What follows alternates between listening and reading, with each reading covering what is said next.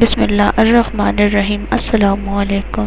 کیسے ہیں آپ سب؟ امید ہے خیریت سے ہوں گے۔ اللہ پاک آپ سب کو اپنے حفظ و امان میں رکھے اور ہدایت پانے والوں میں شامل فرما دے، آمین یا رب العالمین۔ آج جو وظیفہ میں آپ کے لیے لے کر آئی ہوں وہ بہت ہی مفید اور آزمودہ ہے اور بہت مجرب وظیفہ ہے اور نبوی وظیفہ ہے۔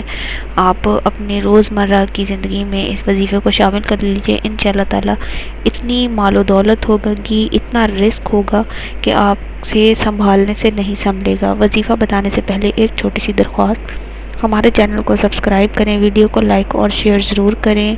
کیا پتہ کسی کی شیئر صرف اتنی نیت سے کریں، کیا پتہ آپ کی یہ کوشش کسی کی مشکل اور پریشانی کا حل بن جائے اور آپ کے لیے صدقہ جاریہ کا ذریعہ بن جائے۔ اب میں آپ کو وظیفہ بتاؤں گی۔ وظیفہ آپ نے کچھ اس طرح کرنا ہے، ہر نماز کے بعد پہلے تو نماز کی پابندی کریں۔ نماز انسان کو برائی سے، بے حیائی سے روکتی ہے۔ نماز انسان کے ایک نماز سے دوسرے نماز کے درمیان میں جو گناہ ہوتے ہیں، جب تک ہم دوسری نماز ہم جب فجر ادا کرتے ہیں تو ہمارے جتنے ہم بے مطلب شیطان کے شر سے ہم محفوظ رہتے ہیں، برائی سے محفوظ رہتے ہیں۔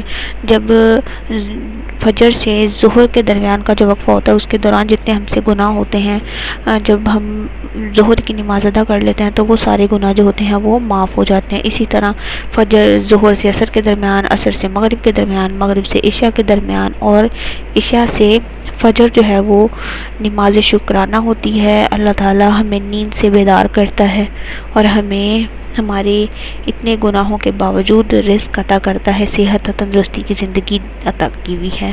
یہی سب سے بڑی نعمت ہے۔ اب میں آپ کو بتاؤں گی، ہر نماز کے بعد آپ نے ایک تسبیح لازمی کرنی ہے، سبحان اللہ و بحمدہ سبحان اللہ العظیم۔ یہ تسبیح آپ اپنی زندگی کا معمول بنا لیجئے، انشاءاللہ تعالی اتنی دولت ہوگی کہ آپ سنبھال نہیں پائیں گے۔ اب مجھے اجازت دیجیے، اگلی ویڈیو کے ساتھ حاضر ہوں گی، تب تک کے لیے اللہ